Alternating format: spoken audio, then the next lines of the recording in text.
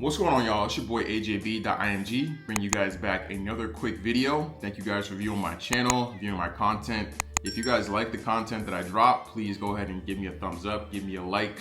It encourages me to drop more content. It's free and it helps these videos essentially get a lot more visibility for people that may need it, just for educational purposes. So, wanted to get into this video. My Genesis was down, why it was down for pretty much a couple months, along with maybe some of the additional maintenance that I'll be doing on the car very shortly, along with maybe some of the maintenance that you could do, some preventative maintenance that can help you guys, and just some things to look forward to. The car was down, simply put, and you guys may know this. Actually, both my cars were down. That's why I have a scooter video that's coming out. If it's either out before this video or it'll be out after this video. But I had to buy an electric scooter and borrow people's cars because my cars were down, unfortunately. One of my cars, my Miata, which you'll see again in the video that's upcoming, the Miata actually blew up on the dyno. So I got it tuned and it blew up at the very end of the tune, unfortunately. So now I have to get a new motor, get it tuned all over again. But hey, that's what we do, man. That's what the car guys do, right? So that's another probably 5K I have to drop on that.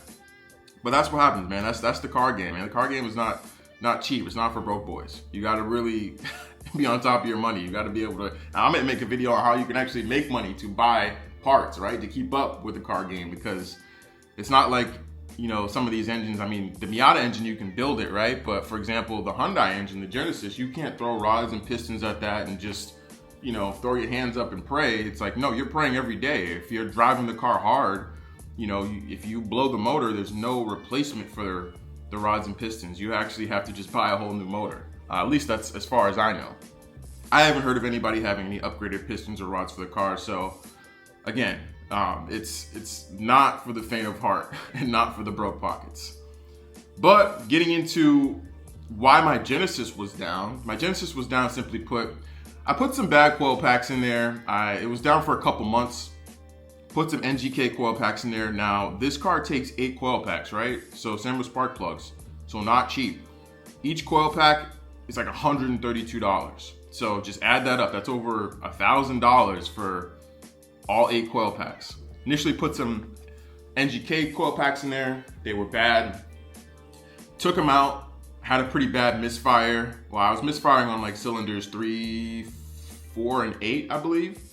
Car was running pretty bad, but obviously you could tell that the motor wasn't bad. It was just jerking, and you know, it didn't sound good. It didn't also feel good either. So I ended up replacing those coil packs with some Denso coil packs, replaced all 8 of them. Also had to replace my ECU. So I sent my ECU back to my tuner to get reflashed. That was another $750. Car's running beautiful now, right? And I've done a couple upgrades since I've gotten it back, and I'll be doing a couple more upgrades. But just for you guys to know, on this car, if you are having some misfires, there's a high chance that your coil packs may be bad. You might need to change your spark plugs. You might need to clean your fuel injectors. But there's a huge kind of elephant in the room, is that your ECU may be bad, right? ECUs tend to have bad capacitors, or geez, I might have said that wrong. They might have capacitors that go bad, right? So you either may need to get your ECU fixed or just go and purchase a used ECU. I recommend just having a spare stock ECU on the side so that you can go get that reflashed if you need to. That's the smartest move, right? Then you don't have to wait however long for it to get to you on eBay when your car is down, and then you have to take it to whoever is going to, or ship it to whoever is going to actually go ahead and reflash it for you. You can already have it on hand, either ship it to them right away, get it reflashed, get it sent back to you, and then get your car back up and running, right? So, and the reflash might cost you between $750 and I don't know, I've seen some people in the group paying up to like $1,200 to get their ECUs reflashed if you have a tuner not, or even $1,600, geez. Which is expensive, man. I thought $750 was a lot, but it's gonna be costly. It's not gonna be cheap, you know? So those are just some things to consider. Also, some of the things that I'll be doing on the car, just to let you guys know. I do have some stainless steel brake lines. I'm gonna be installing a transmission cooler I actually just installed an 85mm ported throttle body. The car sounds pretty good with it installed. I'll have a video of the install on that coming very shortly. I also will most likely be installing, well, I just purchased a new alternator. I'm gonna have to purchase a new battery because my battery was pretty old. I think it's like 6 or 7 years old. So we've got a new battery coming, water pump thermostat. Also, when you jack up your car, guys, check your lower control arms. Make sure they're not busted. I just checked my lower control arms.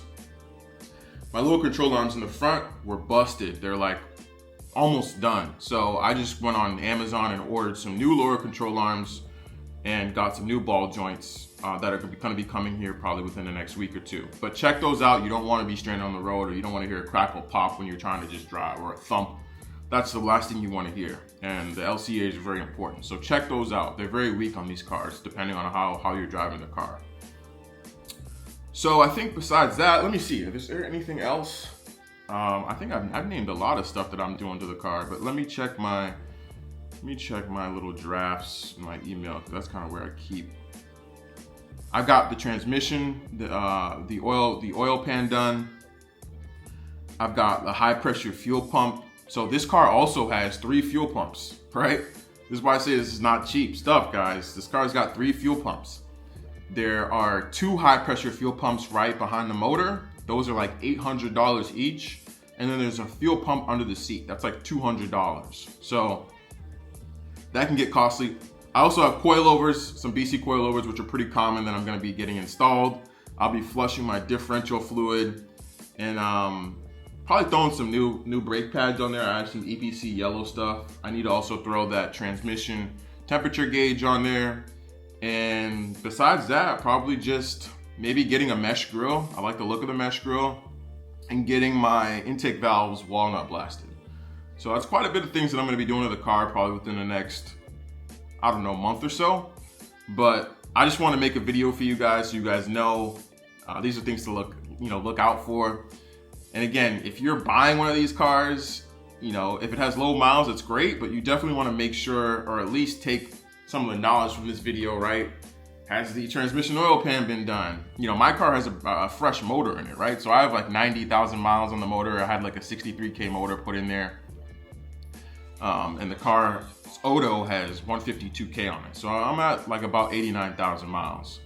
But definitely check and make sure, you've got some of the basic maintenance done. Do they have a thick binder of things that have been done to the car, or have they just been driving it and doing just standard oil changes, right? Because you might be thinking it's a good deal buying a car for 6,000 or 7,000, and then you have to put another 10,000 in it, right? And these days, I'm gonna get into another video about just like relationships and like mechanics and things like that, because these days mechanics are not cheap, guys. It's not 2000 anymore where you can pay somebody $80 an hour to do anything, right, on your car. These days mechanics are charging, between $150 to like $300 an hour. I mean, I know Tesla mechanics are charging like $350 an hour. So if you're taking your car to a mechanic, they damn sure better be getting be getting it fixed, right? They better be resolving the problem versus just holding onto your car, because when those hours just continuously keep adding up, that's money in your pocket, right? You're out of your car, you have to take transportation to go and get to their shop, right? There's all these things that go into it. I'll make a whole nother video on that. But car's up and running again, and I'm just happy for that. If you guys have any questions, I'll be doing again some more maintenance over the next couple weeks. So I'll be able to try to film some of it if I can. I'll try to film most of it. Oh, I also just did that evap, the closed canister valve. That is the worst job ever. Oh my gosh. In the back of the trunk, I have to pay somebody to do that because I changed my closed canister valve, but that entire system needs to be changed, and you have to get under the IRS, the independent rear suspension. You have to unbolt all of that to get the full evap canister out of there. Oh my gosh. That means you need to basically get in your trunk and get under your trunk and be hunched under. I felt like I was like 98 years old getting out of my trunk. It was the worst job ever.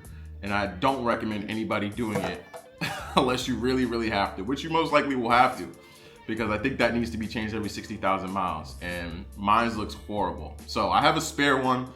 I'll get to it in the next couple of weeks and probably just, you know, replace. I got a new filter and I got obviously the closed canister valve. I'll probably take those parts off and just stick them on the new one and throw the new one in there and just have a shop do that, because you really need a lift for something like that or some good space. And I don't even want to even waste my time trying to take that out. But that's pretty much all. That's enough bloviating, that's enough yapping for you guys today. I'm about to get out of here. I'm probably gonna try to take my dad out on a quick ride. We're about to hit the gun range. And yeah, my dad's a scaredy cat, so we'll see how this ride ends up going. But again, if you guys like this video, please give me a thumbs up, subscribe, share, hit me up on IG. I know you guys have had some questions. I've had a couple people asking me questions about just like these cars, the maintenance. A lot of you guys have made great videos. Geez, I'll probably try to shout you guys out. BH 5.3. Man, there's a guy that I was just talking to yesterday about, I think, the transmission valve solenoid. He had a great video. I'll shout you guys out. You guys just have some complicated YouTube names, man. I can't even remember all of them. But thank you guys for all the great content. You guys are all legends, and I'll catch you guys on the next one. Deuces.